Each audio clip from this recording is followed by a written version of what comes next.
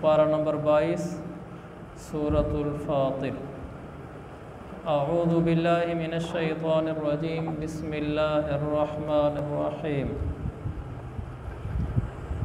अल्हम्दुलिल्लाहि फातिरिस समावाति वल अर्द जाइलिल मलाइकति रुसुलन उली अजनिहतिम मसना व सुलासा व रुबा'। दोबारा अल्फाज पर गौर फरमाएं।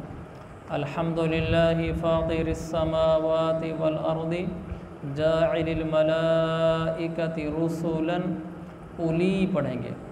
वाव पर चूँकि कोई ज़ेर ज़बर नहीं है तो उसको नहीं पढ़ेंगे। उली अजनिहतिम मसना व सुलासा व रुबा' यज़ीदु फ़िल ख़ल्क़ि मा यशा इन्नल्लाहा अला कुल्लि शैइन क़दीर। ये सूरत फातिर मक्की है। मक्की सूरतों का मतलब ये होता है कि आम तौर पर इनमें 3 मज़ामीन बयान होते हैं: तौहीद, रिसालत, आखरत। तौहीद का तज़किरा होगा, रसूलों का तज़किरा होगा और आखरत का तज़किरा होगा। जब इंसान तौहीद और रिसालत पर आ जाता है, यानी तौहीद का कायल हो जाता है, रसूलों वाली ज़िंदगी की तरफ चलने लग जाता है, तो फिर ख़ुद ब खुद उसका मतमह नज़र आखरत बन जाता है। फिर उसकी ज़िंदगी का मकसद आखरत बन जाता है। इस वक्त हम सब की ज़िंदगी का मकसद दुनिया है, हम आखरत वाले नहीं हैं। सहाबा कानु मजानीन अल-आखिरह व नहनु मजानीन दुनिया।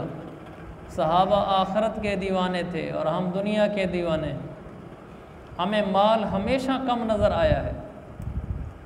हमें दुनिया में मिलने वाली सहूलियात जो मुझे मिल रही हैं वो हमेशा कम नज़र आई हैं, और आमाल और नेकी और दीनदारी हमें अपनी हमेशा ज़्यादा नज़र आई है। हमें ये नज़र आया है कि जो मेरे पास माल है ये थोड़ा है, लोगों के पास बहुत है, और जो मेरे पास नेकी है, नमाज, दाढ़ी, तिलावत है, अल्लाह का बड़ा शुक्र है, अल्लाह ने हमें दीन के रास्ते पे डाला हुआ है। दीन के मामले में हम मुतमईन हैं और अपने आप को अच्छा समझते हैं कि दूसरे तो इतना भी नहीं करते जितना हम कर रहे हैं। लोग तो दुनिया के पीछे पड़े हुए हैं। अल्हम्दुलिल्लाह हम नमाज़ पढ़ते हैं, मस्जिद में जाते हैं, ऐसे हैं। लोगों को तो परवाह ही नहीं है, सूद पे लगे हुए हैं, फलां पे लगे हुए हैं, ऐसे बेदीन हैं, ऐसे आखिरत को भूले हुए हैं। लोग तो ये हैं। मैं अल्लाह का शुक्र है जी, मैं ऐसा मस्जिद में जाता हूँ, नमाज़ पढ़ता हूँ, हर नमाज़ पढ़ता हूँ। और दुनिया के मामले में मेरे पास क्या है? फ़लाँ के पास देखो जी माशाल्लाह, उसका कारोबार, उसकी नौकरी, उसका ज़िम्मेदारा, उसके बच्चों के ओहदे। हम अभी पीछे हैं, अभी मैंने और बहुत कुछ करना है, अभी मैंने और बहुत कमाना है, मैं बहुत पीछे हूँ, मुझे ज़रूरत बहुत ज़्यादा है, और आमाल में मैंने अभी बहुत कुछ कमाना है, मैंने बहुत आगे बढ़ना है। यह नहीं है। देखो हम सोचें, कभी हमने सोचा बैठकर, कभी हमारा दिल बुझ गया हो, हम बेचैन हो गए हों कि यार आमाल में हम ना बहुत पीछे हैं, मैंने अभी बहुत आगे बढ़ना है, मैं क्या करूं इसके लिए, क्या हो सकता है? ये बेकरारी नहीं होती, ये बेचैनियाँ तो शायद सबको ही लगी होगी कि ओफ़ो, ये पैसे कहाँ से लाऊं, इतने मुझे ज़रूरत है, क्या करूं, किस से मांगूं, क्या चीज़ बेचूं, किस से कहूं, कैसे इकट्ठे करूं, कैसे कमाऊं। ये बेचैनियाँ तो शायद हमें ज़िंदगी में बहुत लगी हूँ, लेकिन ये बेचैनी क्या है, कैसे मैं रातों को उठने वाला बन जाऊँ, कैसे मैं तहज्जुद पढ़ने वाला बन जाऊँ, कैसे मैं लंबी नमाज़ों वाला बन जाऊँ, और कैसे मैं पहली तकबीर के साथ, तकबीर औला के साथ पढ़ने वाला बन जाऊँ। यार एक सारे अमाल मेरे हो जाएं, मेरी रोज़ाना की तिलावत न छूटे, मेरी रोज़ाना की तस्बीहात और ज़िक्र न छूटे, ये मैं क्या करूँ इसके लिए? इसकी बेकरारी किसी किसी को नसीब हुई हो। इसीलिए हम आखरत वाले नहीं हैं, हम दुनिया वाले हैं। सहाबा के पास आखरत बहुत थी, दुनिया थोड़ी थी, और वो क्या कहा करते थे? कहते थे आखरत हमारे पास कुछ नहीं है, दुनिया तो बहुत है। दुनिया का उनका क्या आलम था। उसमें बाग में गए, डोल खींचे, खजूरें मिली, उसके बदले में यहूदी ने खजूरें दी, वही घर लेकर आ गए, ख़ुद भी खाई, बच्चों को भी खिले। दुनिया कमाली है। और आखरत के लिए हज़रत अली रज़ी अल्लाह अन्हु रातों को उठ जाते, मस्जिद के मेहराब में चले जाते, दाढ़ी पकड़ लेते। अली शेर खुदा, जिसके बारे में आपने फरमाया, ए अली अमा तरदा अन तकून बैतुका अमाम बैती, अली क्या तू इस पे राज़ी नहीं है कि आखरत में जन्नत में तेरा घर मेरे घर के सामने हो। अली वो हस्ती है, और अली वो हस्ती है जिनको रसूल पाक सल्लल्लाहु अलैहि वसल्लम ने अहले बैत के साथ मिलाकर मुबाहले के लिए बुला लिया था।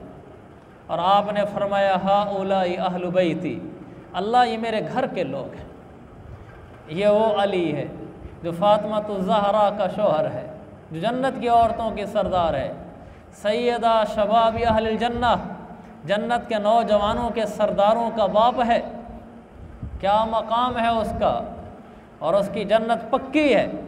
वो अशरा मुबशरा में से है, वो खुलफाए राशिदीन में से है, जिनके बारे में मेरे नबी ने फरमाया, अलैकुम बिसुन्नती व सुन्नतिल खुलफाए राशिदीन अल महदीयीन, जो मैं तरीक़ा देकर गया हूँ ये मेरी शरीयत की सुन्नत है, जिस पर मेरे चारों सहाबा चल कर गए हैं वो भी शरीयत की सुन्नत है। इनका किया हुआ काम हमारे लिए सुन्नत है कि हमने वैसे करना है। और वो अली जब रात होती है, आधी रात हो जाती है, सितारे चटक जाते हैं, लोग अपने घरों में जाकर दरवाज़े बंद कर जाते हैं, अली मस्जिद में चला जाता है, मेहराब में आ जाता है और फिर नमाज में खड़ा हो जाता है।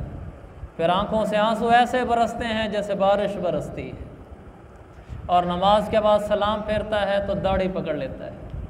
फिर जिस्म ऐसे कांपता है, यतमलमलु कतमलमल सलीम, जिस्म ऐसे कांपता है जैसे सांप के डसे हुए आदमी का बदन कांपता है। अली ऐसे कांपता है, फिर दाढ़ी पकड़ कर रोता है, फिर कहता है, आहिन आहिन है अली, तेरा क्या होगा, मिन ज़ादिन कलील व सफ़रिन तवील, अली तेरे पास आखरत का तोशा बड़ा थोड़ा है और आखरत का सफ़र तो बड़ा लंबा है। अली तो इस थोड़े तोशे के साथ कैसे लंबा सफ़र करेगा। ये अली है। और मैं और आप, अली के पास तोशा कितना बड़ा है आखरत का, और सांप के डसे हुए की तरह तड़प रहा है और कह रहा है सफ़र थोड़ा लंबा है, तोशा थोड़ा है, नेकियां थोड़ी हैं। पर एक तरफ मैं हूँ और आप हैं और हम हैं। अल्लाह का बड़ा शुक्र है, अल्लाह ने हमें दीनदार बनाया है। दुनिया में तो यार बस लोग आगे निकल गए, हम पीछे रहेंगे। हमने अभी बहुत दुनिया में आगे बढ़ना है। हर वक्त यही टेंशन सवार है, बच्चों के बारे में सवार है, कैसे मेरे बच्चों की पढ़ाई अच्छी से अच्छी हो जाए, बड़ी से बड़ी डिग्री ले लें, बड़े ओहदे ले लें, महंगे स्कूलों में पढ़ लें। मैं स्कूलों में पढ़ने के ख़िलाफ़ नहीं हूँ, न ओहदों पर जाने के ख़िलाफ़ हूँ, लेकिन ये तो दुख की बात है कि बच्चे के बारे में ये फ़िक्र तो हो कि मेरा बच्चा कैसे अच्छे स्कूल में पढ़ के अच्छे नंबर ले जाए, और ये फ़िक्र ना हो कि मेरे बच्चे को कुरान पढ़ना भी आ जाए। बच्चे मास्टर डिग्रियाँ कर जाते हैं, 16-16 पढ़ जाते हैं, और उनको कुरान देखकर तजवीद के साथ पढ़ना भी नहीं आता। ये क्या वालिद की फ़िक्रदारी में शामिल नहीं, फ़िक्रमंदी में शामिल नहीं था। घर के अंदर मेरी बीवी का जेवर, मेरी बीवी का लिबास, जब हम किसी तकरीब में जाएं, किसी शादी में जाएं, मेरी बीवी का लिबास उम्दा हो, नुमायाँ हो, बाकियों से अच्छा हो, बच्चों के कपड़े अच्छे हों, मेरे अपने भी अच्छे हों, हम मुनफरिद मुमताज़ नुमायाँ नज़र आएँ। और अगर ऐसा नज़र ना आ सकें, बच्चे वापस आए कि हमारे कपड़े अच्छे नहीं थे, तो परेशानी होती है, बेचैनी होती है। कभी ये भी सोचा कि मेरी बीवी और मेरे बच्चों की नमाज, इनकी दीनदारी, इनका तकवा सब हमारे रिश्तेदारों में से आला और बुलंद हो। हम दीनदार भी दुनियादार हैं। हमारे घर आ जाए कोई, हम उसको दुनिया से मुतासर करने के चक्करों में होते हैं। इसको पता चले देखो मेरा घर कैसा है, हमारे पर्दे कैसे लगे हुए हैं, हमारी बेडशीट कैसी हैं, ये हमारे घर में है, हमें हल्का ना समझें, हमारा बड़ा अच्छा घर है। हम उनको ये चक्कर देने के चक्कर में होते हैं। सब यही तो दुनियादार करते हैं, यही तो काफिर करता है। आज का मौलवी भी यही करे तो कौन दीनदार होगा। सहाबा के घर तो ऐसे नहीं थे, सहाबा तो ऐसे मुतासर नहीं करते थे। घर हमारा जैसा है, अल्लाह का शुक्र है, हमारे घर जो आए वो इससे मुतासर होकर जाए। नमाज का वक्त हुआ, इनके बच्चों ने होमवर्क करना छोड़ दिया, पढ़ना छोड़ दिया, मोबाइल देख रहे थे, मोबाइल देखना छोड़ दिया, वो नमाज की तरफ चले गए। छोटे छोटे बच्चे थे, 10-10 साल के, 7-7 साल के, मस्जिद जा रहे थे। और इनके घर की ख़वातीन नमाज का वक्त हुआ, नमाज पढ़ती हैं पूरे पर्दे के साथ, जो शरई पर्दा है नमाज में। आजकल तो नमाज में भी पर्दा नहीं है ना। मसलन नमाज में पर्दा ये कि औरत का ये बाजू नंगा ना हो, ये बाजू यहाँ तक ढका हुआ हो। अगर 1/4 हिस्सा उसका नंगा हो गया, बाजू नमाज के दौरान नंगा रहा, तो उसकी नमाज ही नहीं होती। और जब वो नमाज पढ़े तो सकाफ पहने या दुपट्टे से पूरा वो करे कि सिर्फ चेहरे की ये टिकिया नज़र आए, बस बाकी कान, सर के बाल सब ढका हुआ हो। और सर पे जो दुपट्टा सकाफ पहने वो गाढ़ा किस्म का हो, मोटा किस्म का हो, उससे बालों की रंगत न छलके। हमारे घर में तो है वो इससे मुतासर होकर जाए कि हाँ बहुत दीनदारी है। और जब बातें हों आपस में, तो हमारे घर वाले बजाय उससे जेवरात की बातें करने के, बजाय उससे दुनिया की बातें करने के, दीन की बातें करें। हम भी अपने दोस्त से दीन की बात भी करें, दूसरी बात करने में भी कोई हर्ज नहीं, लेकिन दीन की बात भी उससे करें। हम उसकी दुनिया से मुतासर ना हो कि उससे हमारा ये ईमान है। एक आदमी अच्छी गाड़ी पर आ जाता है, लोग ऐसे देखते हैं, ये सिवाय मुतासर होने के और क्या चीज़ है? आपने कौन सी वो गाड़ी ख़रीदनी है, आप क्यों उसकी गाड़ी को निगाह उठा कर देख रहे हैं? इसलिए कि आपके दिल में उस बड़ी गाड़ी का तासुर आया है। और सब लोहा है, पीपा है, उसमें बैठने से भी इज़्ज़तें बढ़ा करती हैं, उससे भी मुतासर होने की चीज़ है। किसी के घर में जो मकान आला हो, कोठी आला हो, आंखें भर भर देखते हैं, बातें बातों तक रह गई, पड़ी मट्टी खड़ी मट्टी, दिल में कब उतरेगा? घर है तो मुबारक हो, ठीक है, मैंने इससे क्या मुतासर होना। इन घरों में और छोटे घरों में क्या फ़र्क है? फ़र्क आमाल में असल है। घर बड़ा हो या छोटा हो, गुजर जाती हैं ज़िंदगियाँ। आमाल थोड़े हों या ज़्यादा हों, फ़र्क पड़ता है। दिल आखरत वाले हों, दिल आखरत वाले हों, लेकिन ये अभी तक नहीं बने, अभी तक नहीं बने। लोगों को हम दुनिया दिखलाते हैं कि अगर किसी के पास अच्छा मोबाइल है, अच्छी सवारी है, अच्छा घर है, वो जानबूझ के दिखलाता है परले को, ताकि उस पर मेरी धाक बैठे और मेरा बड़ापन ज़ाहिर हो। तेरे से ज़्यादा तो फ़िरौन के पास था, हम तो उससे मुतासिर नहीं हुए, तुझसे क्या होंगे? किसी के माल से मुतासिर नहीं होना। मेरे रब ने मेरे मुकद्दर में जो माल लिखा है वो मेरी गोद में आएगा, और जो मेरे मुकद्दर में नहीं लिखा वो मेरी पहलू में पड़ा हुआ भी हो तो उठकर चला जाएगा, मेरे पास नहीं आएगा। माल कमाने की तो हमें हुक्म है, सारे ही कमाते हैं, लेकिन दिल उधर ना हो। हाथ कार वाल दिल यार वाल, हाथ काम में लगा हुआ हो, मुलाजमत, कारोबार, जिम्मेदार सब कुछ करेंगे हम, लेकिन दिल यार वाल, दिल अल्लाह के साथ जुड़ा हुआ, शरीयत के साथ जुड़ा हुआ हो, आखरत वाला दिल हो, दुनिया वाला दिल ना हो। ये जब दिल आ जाएगा फिर एक नई ज़िंदगी नसीब होगी, फिर एक नया जहान नसीब होगा। इसलिए मेरे अजीज़ भाइयों, लोगों को ना अपनी दुनिया से मुतासिर करना है, ना किसी की दुनिया से मुतासिर होना है। अपने आप को आमाल वाला बनाना है, लोगों के आमाल से मुतासिर होना है। हम माल वाले नहीं हैं, हम आमाल वाले हैं। अल्लाह के नबी ने फरमाया, अद्दुनिया मालु मल्ला माल अला, दुनिया तो उसका माल है जिसका कोई आखरत में माल ना हो, वो भागे इस माल के पीछे। और आपने फरमाया वलहा यजमा अद्दुनिया दारु मल्ला दार अला, और दुनिया उसका घर है जिसका आखरत में कोई घर ना हो। व मालु मल्ला माल अला, दुनिया उसका माल है जिसका आखरत में कोई माल ना हो। वलहा यजमा मल्ला अक़ल अला, इसको समेटने के पीछे वो पड़ता है जिसको अकल ही ना हो। कमाना मना नहीं है, समेटने के पीछे लगना, हौ हौ हौ, न हलाल न हराम, न जायज़ न नाजायज़, न नफलों का एहतमाम, न तिलावत का एहतमाम, न ज़िक्र का एहतमाम, टाइम ही नहीं है। दुकान दुकान दुकान, ज़िम्मेदारा, खाए गए। ऐसे हमें ये चीज़ें खा गई कि हमें आखरत की न रहे। तो मेरे अजीज़ भाइयों, हम आखरत वाले हैं, इसलिए कुरान में कुरान के अंदर मक्की सूरतों की भरमार है। मक्की सूरतें तौहीद रिसालत के बाद आखरत का दर्स सिखाती हैं, और हम अभी तक आखरत वाले ना बन सके। कभी ये नहीं समझना मैं आखरत वाला हूँ, यही समझना है कि मैं दुनिया वाला हूँ और हमने आखरत वाला बनना है। हज़रत अली का यह फरमान मैं हर खुतबा जुमा में पढ़ता हूँ। आपने फरमाया इरतहलत दुनिया मुदबिरा, लोगों दुनिया भागी जा रही है, वरतहलतिल आखिरत मुकबिला, आखरत दौड़ी आ रही है, वलिकुल्लि वाहिदतिन मिनहुमा बनून, दुनिया के भी चहीते हैं और आखरत के भी चहीते हैं।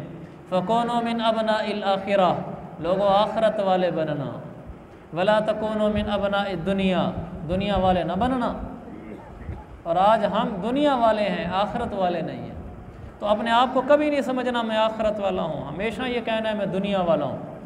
अगर हमें यह ख्याल आता है मैं आखरत वाला हूँ, कसौटी मौजूद है, मिनटों में आदमी परखा जाता है। नमाज की 2 रकात नमाज की नीयत बांध ले, तकबीर तहरीमा से लेकर सलाम फिरने तक कितना अल्लाह याद आया, कितना दुनिया याद है, मसला ही हल है। अगर तकबीर तहरीमा से सलाम फेरने तक, जबकि मैं खड़ा भी अल्लाह के सामने हूँ, सौदा भी नहीं बेच रहा। अल्लाह वालों को तो सौदा बेचने के दरमियान भी अल्लाह नहीं भूलता था। चलो हम उसको छोड़ देते हैं, कमज़ोर लोग हैं, हम नमाज में आ जाते हैं। नमाज में देख लें मैं कितना अल्लाह याद आया, कितनी दुनिया याद है। अगर सारी नमाज में दुनिया याद है तो दुनिया वाले हैं। दिल देखना है ना कि दिल में क्या बसता है। अगर नमाज में अल्लाह थोड़ा याद आया है, दुनिया ज़्यादा याद आई है, तो हम दुनिया वाले हैं। अगर अल्लाह ज़्यादा याद आया है, कहीं कोई इक्का दुक्का ख्याल दुनिया का भी आ गया था, फिर हम अल्लाह वाले हैं। ये तो किसी से पूछने की ज़रूरत ही नहीं है कि मैं दुनिया वाला हूँ या अल्लाह वाला हूँ। 2 नफल में पता चल जाता है कि दुनिया वाला हूँ या अल्लाह वाला हूँ। जिसका दिल दुनिया में अटका हो, सजदे यहाँ ज़मीन पे हो रहे हों, सजदों का सवाब तो है, लेकिन अल्लाह वाला भी नहीं बना। सजदों से तेरे क्या हुआ, सदियाँ गुजर गईं, ढूंढ कोई ऐसा सजदा जो तेरी दुनिया बदल दे। ऐसा कोई सजदा हो ना कि दिल की दुनिया बदल दे, फिर पता चलता है। मंजिल से आगे बढ़कर मंजिल तलाश कर। हमारी मंजिलें माल हैं, हमारी मंजिलें ओहदे हैं, हमारी मंजिलें घर हैं, हमारी मंजिलें सवारियां हैं, हमारी मंजिलें आखरत नहीं है। मंजिल इशराक हो, मंजिल चाश्त हो, मंजिल तहज्जुद हो, मंजिल रोज़ाना का 1 पारा तिलावत हो, मंजिल रोज़ाना की तस्बीहात हो, मंजिल रोज़ाना की खलवत हो, मंजिल रातों को उठकर अल्लाह के आगे रोना हो। ये मंजिलें हों, इन मंजिलों में आगे बढ़ना है। हमने तो ये मंजिलें सोची नहीं है, हमारी तो मंजिलें ही और हैं। ये यहाँ से शुरू करें, फिर यहीं आकर ख़त्म करें। सबके दिल में ये है कि मेरे पास पैसा थोड़ा है, अभी और चाहिए, अभी मेरा फलाना काम रहता है, फलाना काम रहता है। हम में से हर किस्म ही बैठे, थोड़े माल वाले भी बैठे हैं, ज़्यादा माल वाले भी बैठे हैं, लेकिन सबके दिल में यही है, ओफो पैसों का बड़ी ज़रूरत है, पैसों की बड़ी ज़रूरत है, बड़ा काम अटका हुआ है यार, इतने पैसे मिल जाना मेरा। अब सबके दिल में यही है, मेरे समेत, इतने पैसे मिल जाना बस मेरा वो काम हो जाएगा, बस इतने पैसे आ जाना, इतने पैसे आ जाना, ये सबके दिल में है और उसकी दौड़ है। मैं ये नहीं कहता कि पैसे कमाना मना है, लेकिन जैसे दिलों में ये है कि यार मुझे पैसों की ज़रूरत है, अगर ये पैसे हो जाएं तो मेरे काम बन जाएंगे, ये पैसे मेरे पास कब आएंगे। तो क्या दिलों में ये भी है कि यार मेरे पास अमलों की कमी है, नेकियों की कमी है, ये कब मेरे पास नेकियां आएंगी, मैं कब इन नेकियों वाला बनूंगा। ये ख्वाब भी है कि नहीं। माल की मैं नफ़ी नहीं करता, माल तो हमने कमाना है, कमाते रहेंगे, रोज़ में हुक्म भी है, लेकिन मैं इस नुक्ते को कहता हूँ कि जैसे माल बेकरारी है हमें से हर एक के दिल की, माल ज़रूरत है, माल की कमी का हमें एहसास है कि यार ये मेरे अंदर माल की लिहाज से कमी है, पूरी हो जाना फिर मज़ा आ जाएगा। क्या ये आमाल के बारे में भी है या हमें बेकरारी ये भी है कि यार मेरी तिलावत की कमी है, मेरी तहज्जुद की कमी है, मेरे लंबी नफलों की कमी है, मेरी इशराक चाश्त की कमी है, मेरी औलादों में दीन की कमी है, ये भी अंदर बेकरारी है या नहीं है। अगर ये नहीं है तो फिर पैदा करनी है, और यही हमारे दर्स कुरान का मकसूद है कि हम आखरत वाले बन जाए। सूरत फातिर का बुनियादी पैगाम ये है, इसलिए सूरत के शुरू में ही आखरत की दावत दी और सूरत का मरकज़ी मज़मून आखरत को उठाया गया। तो हमने आखरत वाला बनना है। मंजिल से आगे बढ़कर मंजिल तलाश कर, मिल जाए तुझको दरिया तो समंदर तलाश कर। हर शीशा टूट जाता है दिल, हर शीशा टूट जाता है पत्थर की चोट से, पत्थर ही टूट जाए वो शीशा तलाश कर, सजदों से तेरे क्या हुआ सदियां गुजर गईं, कर ढूंढ कोई ऐसा सजदा जो बदल दे जो तेरी दुनिया, बदल दे जो तेरी दुनिया, कोई ऐसा सजदा तलाश कर। हर शीशा टूट जाता है पत्थर की चोट से, क्या मतलब? शीशा ये दिल है, पत्थर की चोट ये हालात ज़माना है। ज़माने के हालात से हर दिल मुरझा जाता है। दुनिया की रानाइयाँ रंगीनियाँ देखता है तो दिल टूट जाता है।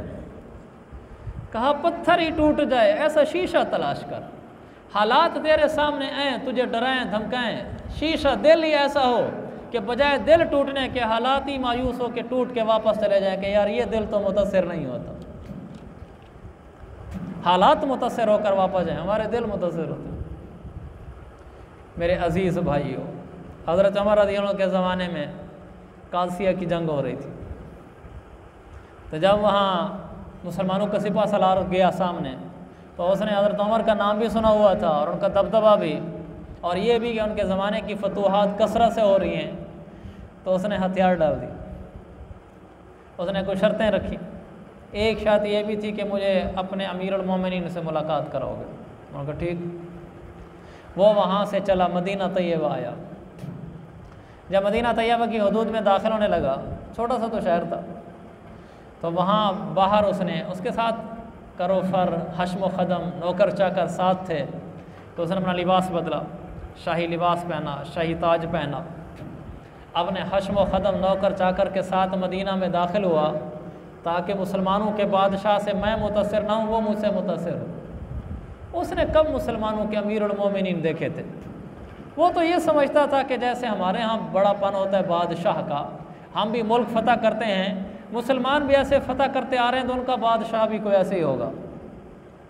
मदीना में आया, पूछा लोगों से, कहा तुम्हारा बादशाह कहाँ है? उन्होंने कहा हमारा बादशाह है ही कोई नहीं। उन्होंने कहा नहीं तुम्हारा बादशाह है? कहा हमारा बादशाह नहीं होता, हमारा अमीरुल मोमिनीन होता है। अल्लाह के नबी ने फरमाया 30 साल तक खिलाफत रहेगी, खलीफतुल मुस्लिमीन अमीरुल मोमिनीन। अब उन्होंने 30 साल तक खिलाफत रहेगी, उसके बाद फिर हुकूमत शुरू होगी, मलूकियत शुरू होगी। तो उन्होंने कहा हमारा अमीरुल मोमिनीन होता है, खलीफतुल मुस्लिमीन होता है, बादशाह कोई नहीं होता। उन्होंने कहा जी उसी का महल कहाँ है? उन्होंने कहा उसका कोई महल नहीं होता। कहा कहाँ रहता है? को अपने घर में रहता है। कहा घर दिखलाओ, उससे मिलना है। उन्होंने कहा वो घर में है ही नहीं। कहा कहाँ गया हुआ है? कहा वो इस तरफ निकला है। उसने मजीद किसी पूछा नहीं कि इस तरफ निकला है तो किधर है? भाई बादशाह निकला है तो साथ नौकर चाकर हशम ख़दम अभी पता चल जाएगा। वो आगे चलता रहा तो उसको कोई ख़ास नज़र नहीं आई। तो उसने किससे पूछा कि तुम्हारा वो बादशाह कहाँ है? उन्होंने कहा वो लेटा हुआ है। वो करीब गए तो ईंट के ऊपर सर रखा हुआ था। ये हैं आखिरत वाले, ये हैं आखिरत के दीवाने। तो उसको तो अपना ताज ही पे कीमत लगने लगा कि ये मैंने किस लिए पहना था। जो ईंट पर सर रख के सो जाता हो उसको मेरे ताज से क्या असर लेना है उसने। ये आखिरत वाले थे और हम ऐसे नहीं है। ऐसे वो जो हज़रत उमर के ज़माने में ही जंग हो रही थी,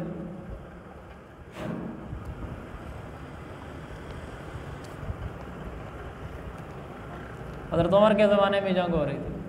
जब ईरान फतह हुआ तो इसका जो बादशाह था तो सर पे जो ताज पहन के बैठा करता था वो पूरी दुनिया में ताज नहीं था। दारा बादशाह, उसको ताज दारा कहते थे। वो नस्ल दर नस्ल चला आ रहा था। उस ताज को देखने के लिए दूसरे मुल्कों के वफद हसरत रखते थे कि कभी ईरान में जाना हो हमें भेजा जाए। उनको बादशाह देखने का शौक़ नहीं होता था, ताज देखने का शौक़ होता था। पूरी दुनिया में धूम थी उस ताज की कि वो कितना उम्दा ताज है। तो वो ताज की देखने के लिए जब बादशाह चलता था तो औरतें और लोग घरों की छतों पर खड़े होते थे जहाँ से बादशाह का काफ़िला गुजरता था ताकि वो उसके ताज को देख सकें। शाही ख़ानदान के हर फ़र्द का ख्वाब उस ताज को सर पे रखना होता था कि कभी मुझे भी बादशाहत मिलेगी। ऐसा उम्दा ताज था वो। एक बादशाह फौत हो जाता, उनका अगला बादशाह आता वही ताज पहनता था। दूसरा ताज नहीं बनवाता था कि उसी ताज की धूम थी।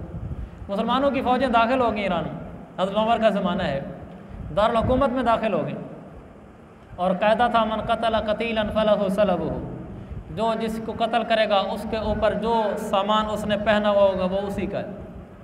जब फ़ौजें अंदर दाखिल हुई, दारुल हुकूमत में दाखिल हुई, दारुल इमारत में दाखिल हुई, यानी हमारे यहाँ जिसको प्रेसिडेंट हाउस कहते हैं, जब उसमें दाखिल हुई तो अंदर बादशाह था। जब उस पर जाकर वार किया तो सर नीचे, ताज साइड पे। जब ताज साइड पे गिरा तो वो उसी का था जिसने उसको कत्ल किया, सहाबी ने कत्ल किया। तो उन्होंने उसको उठा लिया, इलाका फतह हो गया। लेकिन तो उस वक्त घुमसान की जंग होती है तो पता नहीं चलता कि किसने कत्ल किया। तो उस वक्त तो सर कट रहे होते हैं, या अपने सर बचाने की फ़िक्र में होता है आदमी, अगले का सर उड़ाने की फ़िक्र में होता है, घुमसान की जंग है। लेकिन ये पता चला कि बादशाह कट गया है और सर से ताज गिर गया है। तो धूम मची हुई थी, किसके हाथ में आया, किसके हाथ में ताज आया। सामान सारा बाकी जो माल गनीमत का था जमा हुआ, उस पर हज़रत उमर के ज़माने में जो गवर्नर उस काफ़िले के सलार थे, उन्होंने एक उस पर दरबान मुकर्रर किया ताकि रात को कोई आकर माल गनीमत ले ना जाए जो दिन को जमा किया गया था। तो आधी रात को एक आदमी आता है निकाब किए हुए, उस माल गनीमत के करीब आकर लंबी चादर उसने ऐसे ओढ़ी हुई, वो उस चादर के नीचे से ताज निकालता है और वहाँ रख कर नीचे पाँव की नोक से उसको लुढ़का देता है माल गनीमत की तरफ। तो वो दरबान पूछता है कि तुम कौन हो, कि वो ताज की तो धूम मची हुई थी कि जो बादशाह के ताज जिसके कब्ज़े में था वो निकाब के साथ आया है और पाँव की ठोकर से उसे लुढ़का कर वापस जा रहा है। इस अजीम आदमी का नाम क्या है, कौन सा सहाबी है? तो दरबान ने उसे पूछा आपका नाम क्या है, ताकि कल मुझसे सवाल होगा ये कौन देकर गया है। तो उन्होंने निकाब नहीं हटाया, कहा जिसके लिए किया है वो नाम जानता है, बताने की ज़रूरत नहीं है। तुझे उस कौम ने पाला है आगोश मोहब्बत में, कुचल डाला था जिसने पाँव में ताजे सरेदारा। हम इस कौम के परवरदा हैं मेरे अजीज़ भाई, जिन्होंने ताजों को उठाकर पाँव में डाल दिया था। और हमें तो यहाँ 1 तोले सोने पर भी झगड़े हो रहे होते हैं, 1 एकड़ ज़मीन पर कत्लो गारत हो रही होती, मरलों पर कत्लो गारत हो रही होती। मेरे अजीज़ भाई, दुनिया कमाना मना नहीं है, ना इसके से मैं मना करता हूँ। कमाएं, अल्लाह बहुत दे और दे, मुझे भी और दे, आपको भी और दे, लेकिन हथ कार वाला दिल यार वाला। दिल न देना दुनिया को, दिल अल्लाह का है। माल से मुतासर नहीं होना, यानी हराम नहीं कमाना, नाजायज़ नहीं कमाना, उसमें लग कर अपनी इबादत नहीं छोड़नी, उसकी मोहब्बत में पढ़कर अल्लाह से दूर नहीं होना। वो हमारे पाँव की नोक पे है, जहाँ अल्लाह नाराज़ होगा पाँव की ठोकर से उसको उड़ा देंगे। ये क्या चीज़ होती है नाजायज़ माल कमाना। अल्लाह फिर देगा कैसे? इज़्ज़त के साथ देगा, हलाल देगा, तय्यब देगा। अल्लाह मुझे भी आपको भी हम सबको आखिरत वाला बनाए। आमीन। अल्हम्दुलिल्लाहि रब्बिल आलमीन।